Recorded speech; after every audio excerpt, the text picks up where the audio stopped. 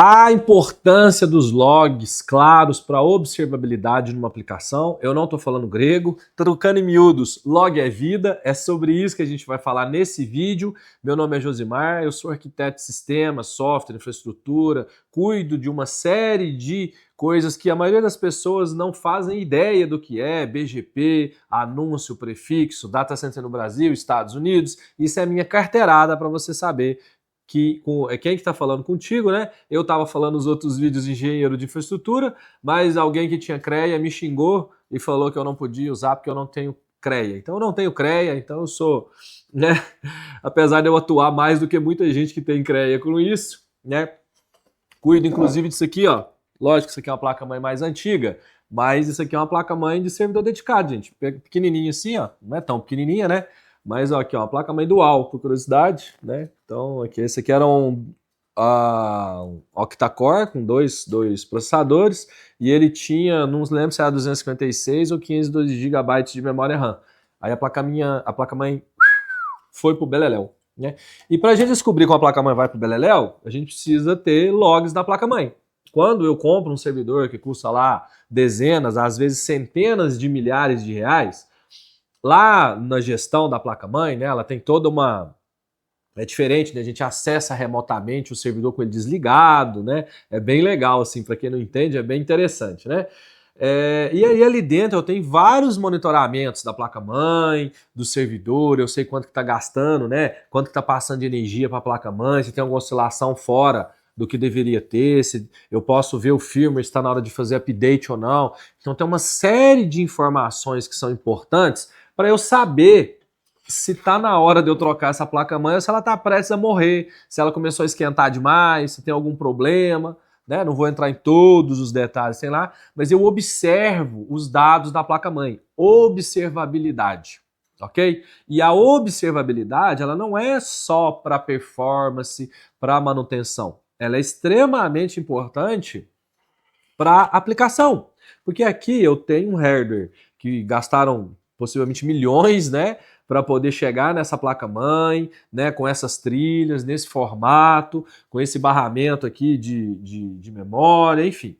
Gastaram com P&D, ok? P&D, pesquisa e desenvolvimento. E o que acontece quando você, meu amigo Vibe Coder, tá com seu cafezinho, tranquilo, falando, tive uma ideia de um negócio. Vou fazer um SaaS novo. Né? Beleza, tá tudo bem. O sol tá aí para todo mundo e nunca foi tão fácil empreender na vida, né? Então, agora, o que a gente faz com isso? A gente precisa não ficar no escuro. Porque quando o amigo Vibe Coder vai subir uma aplicação e essa aplicação tá na minha máquina funciona, igual vídeos para trás que eu fiz aí, é uma coisa. Quando você vai botar em produção, é outra coisa. E quando você bota em produção e começa a ter ali já, né, um MVC ali com muitas pastas já, muitos módulos, né? Cada um ali com tanto de arquivo, esses arquivos com tanto de linha. Agora, quem está fazendo o que, onde, quando? Quem está fazendo o que, onde e quando? Se você conseguir responder essas 4 perguntas, com log, você vai começar a ter um negócio que chama vida, né? Na hora que você vai ativar um debugging... Pô, eu vou dar um exemplo aqui, ó. Você pega um framework fantástico, pega o Laravel. E o Laravel tem opções de log, debugging, que você pode... Lógico que se o cara for muito ruim, ele consegue tirar as coisas boas do Laravel ainda, que eu já vi isso, mas essa é história para outro momento, né? Mas nativamente, não só o Laravel, vários frameworks, eles já vêm com uma chavinha ali, né, ativa e desativa debug. Né? O que é o debug? Ele é a leitura de log. Então, né, quando você for desenvolver uma aplicação de log, e essa é uma aplicação de log, quando você for desenvolver seu SaaS, uma aplicação qualquer para você, para um cliente, e acontece algum problema, você foi lá, não fez a regra de negócio certinha, porque está todo mundo aprendendo ainda a lidar com automação de IA para valer, skills, agentes, né? Isso ainda tá um negócio obscuro ainda, né? Muito CEO e CTO que não bota a mão na massa fazendo cagada, às vezes manda todo mundo embora e bota IA e a gente sabe que não é assim, né? Às vezes supervalorizando, às vezes subvalorizando. Ah, toma aí R$3.000 para gastar com IA, igual o Uber, gastei todo o meu orçamento com IA em 3 meses. Isso é falta de gestão, isso é burrice. Uma empresa do tamanho da Uber ter a coragem de publicar um artigo desse, eu teria vergonha de publicar um artigo desse. Aliás, pauta para vídeo. Vou fazer um vídeo sobre isso, Yuri. Né?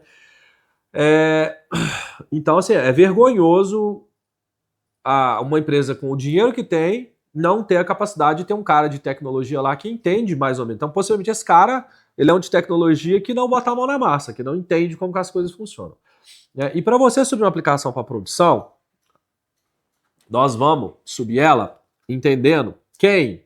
Como assim, Josimar? Quem fez o quê? O usuário? É, mais ou menos. Sabe aquele log de usuário que a gente tem de auditagem? Quem? O usuário tal. No nosso caso, a gente vai trazer para o sistema. Né? O sistema quem? Qual função, né?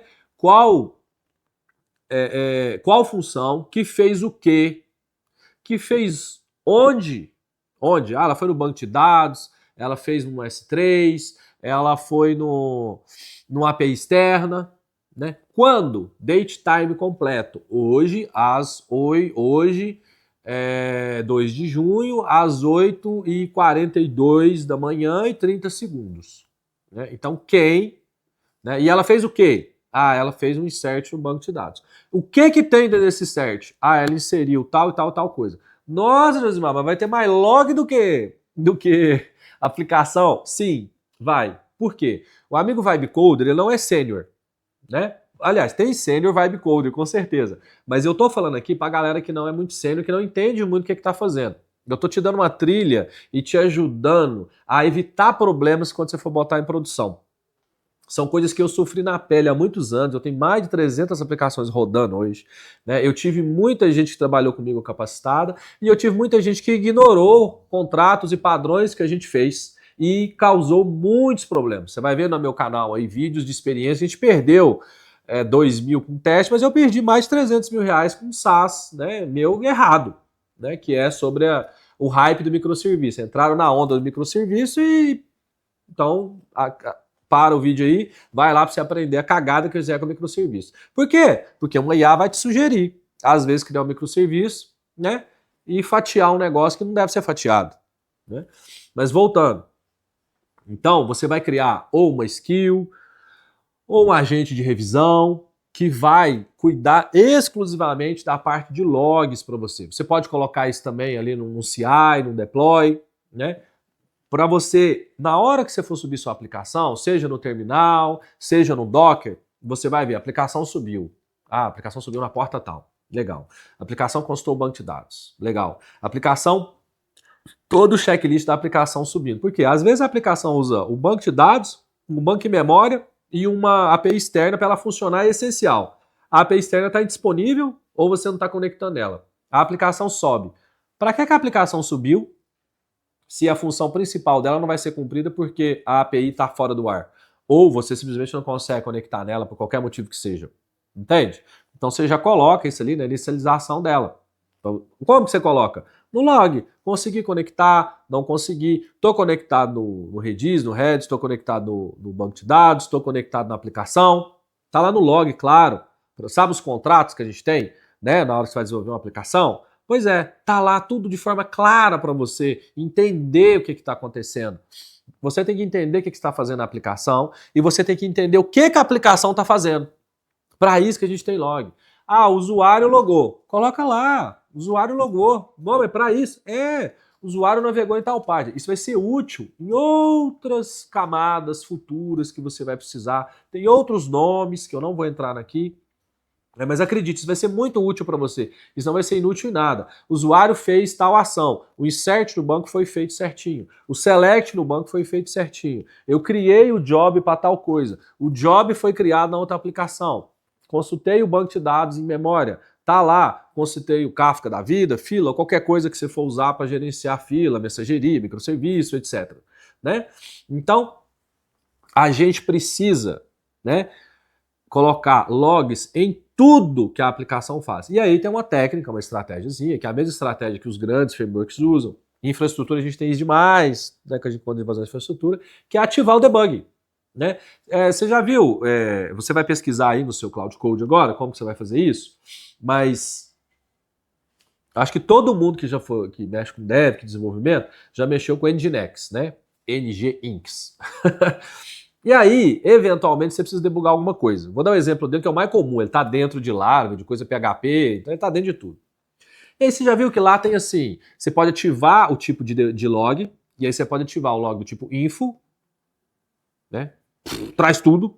Você pode ativar o warning, que são alertas, então ele vai trazer só alertas, ele ignora todas as informações de acesso e tal, e traz só alertas, né? E vou trazer aqui só mais, não tem outros tiers ali, né? Outras classes, mas. E o debug. Ó. E o error, que é log de erro, né? Então, você tem 3 classes de logs que você pode habilitar. E você pode e deve, ali no seu Cloud Code, Codex, Cursor, o que você estiver usando, criar um agente para checar isso e uma skill que o seu agente deve usar, que pode ativar ou desativar. Por que ativar ou desativar? Porque no futuro, quando Deus quiser sua aplicação subir, você ganhar dinheiro, tiver com centenas, milhares de usuários, o log vai arrebentar com o seu I/O, tá? Que é a escrita em disco, né? Então, se tiver um volume de log muito grande, a performance da sua aplicação cai, né? Novamente, se um sênior estiver vendo isso aqui, eu estou sendo simplório aqui, eu poderia entrar em mais detalhes, mas eu estou sendo raso só para o pessoal entender, mas isso é um fato que acontece, né? Não vou entrar em muitos detalhes técnicos do porquê e quando tem isso, quando não tem e tal, mas você precisa ter a opção de ativar e desativar, porque quando você for subir a produção, existe o escova bit que a gente fala, que é otimizar para performance. Para a gente otimizar para performance, uma das coisas que a gente faz é desabilitar log. Vou dar um exemplo. Imagina o Nginx recebendo milhões de usuários, não precisa ser muito não, milhares de usuários, o Nginx está no tipo info. Cara, ele escreve ali dezenas de gigabytes de log numa velocidade absurda. Está gastando disco. Entendeu? Então, mas o que tem disco? Eu estou alugando a AWS e tal. Então, eu estou falando de performance, né? A gente está falando de performance. Escrita em disco, quando você tem ali uma latência da escrita em disco, a performance da sua aplicação cai. Exemplo crítico, né? Você vai lá e mete um banco de dados num disco comum, mecânico, não bota numa NVMe, por exemplo. Pô, vai arrebentar a performance do seu banco de dados, como um todo. Então, quando ninguém está usando, beleza, funciona na minha máquina. Quando começa a botar carga, o trem agacha, não aguenta. Entendeu? Então, para você entender o que está acontecendo, você vai colocar isso aqui, você vai ter vida. Para você ter vida e ficar tranquilão, igual o nosso amigo aqui, você vai aprender a colocar log em tudo que você está fazendo. Tudo! Tá? Nós vamos criar campanha, log é vida, né? Porque o que tem de aplicação que a gente pega, principalmente aplicação legada, que você olha e não tem log corretamente, você não entende o que a aplicação está fazendo nos logs. Cara, eu como infraestrutura, quando eu vou debugar alguma coisa, eu quero abrir, eu quero conectar meu shell, eu quero meter o log aqui na cara e eu quero entender o que está acontecendo na aplicação agora. E quando você for debugar a sua aplicação, é isso que você precisa. Ter o modo debug ativado ali. E aí você vai ler, ela vai escrever tudo. Fulano foi. Deu erro por quê? Deu erro porque alguém enfiou uma coluna a mais no banco lá. A IA enfiou uma coluna lá no banco que agora, para poder inserir registro, ela é obrigatória e no código não está obrigatória. Ela criou na mão, no banco, não usou um model para poder colocar um migration, por exemplo. Clássico, assim, de acontecer essas coisas. E assim, eu trouxe uma, tem várias e várias, milhares de possibilidades disso acontecer e de outras coisas acontecer, né? E você não vê porque que quebrou sua aplicação, né? O payload que foi para um lado tá diferente de quando a API foi feita, né? Os dados não estão batendo, ali não aceita null, do outro lado aceita. Você só vai descobrir isso quando você tiver o log completo de toda a informação que transaciona na sua aplicação ali, né? O que foi e o que recebeu. Se for comunicação de API, a rota tal mandou os dados, nome, CPF, tarará, tarará, a rota tal recebeu, mas a rota tal não tinha data de nascimento. Você mandou a rota para cá. Ela vai quebrar, ela vai responder, ela vai aceitar, ela não vai aceitar. Isso está nos contratos que a gente faz ali, né, nas regras que a gente coloca na hora de desenvolver a aplicação. Mas você precisa ter isso no log.